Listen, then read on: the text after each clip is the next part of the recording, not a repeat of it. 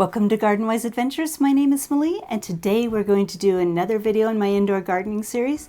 And today we're going to talk about growing peppers indoors for harvest, not for transplanting outdoors, although you can transplant them outdoors when the weather gets better. But today we're going to talk about growing them for harvest indoors. Now, when you think about peppers, you would not think that they would be very easy to grow indoors, and they do have some specific requirements.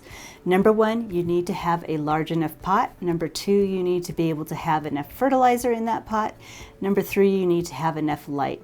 Number four, you need to have enough room for the large pot that they're going to require. But that being said, I wanted to show you these two little peppers.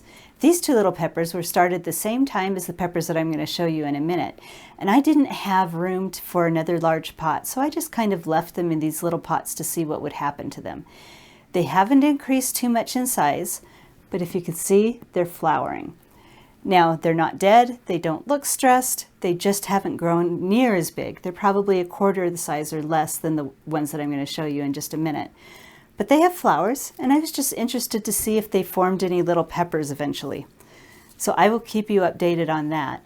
But you can keep them in these little pots. Just don't expect large fruit. They need to be in much larger pots. So let me show you the pots that I potted my peppers up into and show you what we're getting already. So these peppers right here were started at the same time as the 4-inch peppers that I showed you before. I think I started these near the end of December.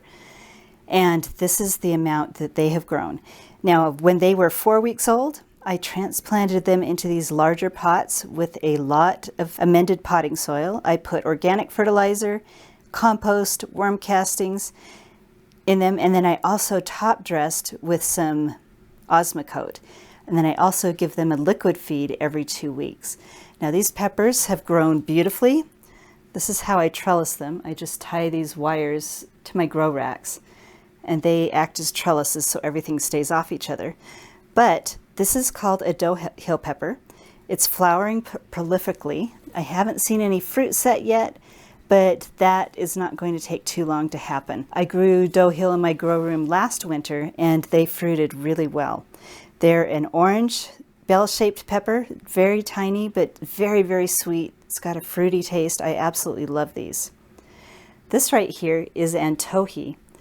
I also grew Antohi peppers last year. They turn red when they're ripe.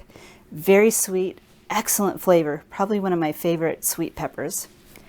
And it's starting to fruit prolifically. Now last year, I had another Antohi pepper that I grew all winter long, and what I did is I actually took it outdoors in the summer and just left it in the same pot to see what would happen.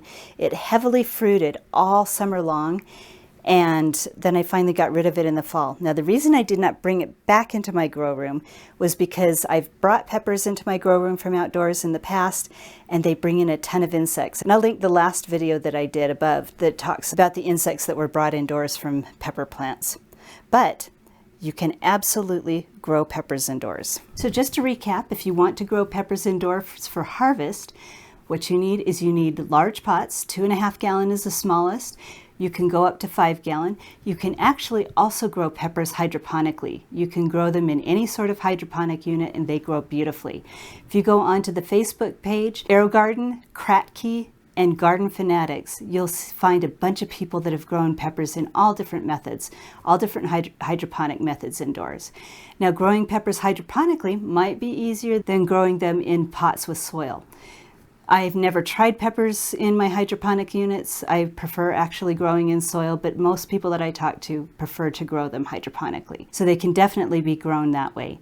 Now you do need the larger pots, like I said, and you do need good lights. Hydroponic units will give you good lights, or you can go purchase your own lights.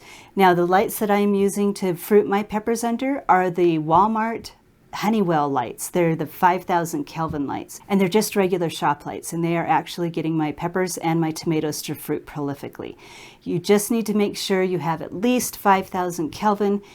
I don't know the equivalent in lumens, but they need to be bright, good lights, and you need to have a lot of light. If you don't have enough light, your peppers won't grow and they won't fruit. And then they're heavy feeders, so make sure to have a really good amended potting soil, add fertilizer to it. Organic fertilizer, if you're going to grow in soil, is okay.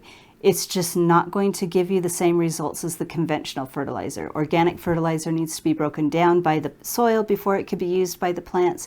Conventional fertilizer is already in the form that the plants can use, and it's not going to poison your plants. It's actually going to be just fine for your plants. I fertilize with conventional fertilizer. I use Maxi Grow and Maxi Bloom as the liquid feed for my plants, and like I said, I use the liquid feed plus the Osmocote every 2 weeks, and that grows beautiful plants. And I'd love to hear if you're growing peppers indoors, which type you grow and how you're growing them.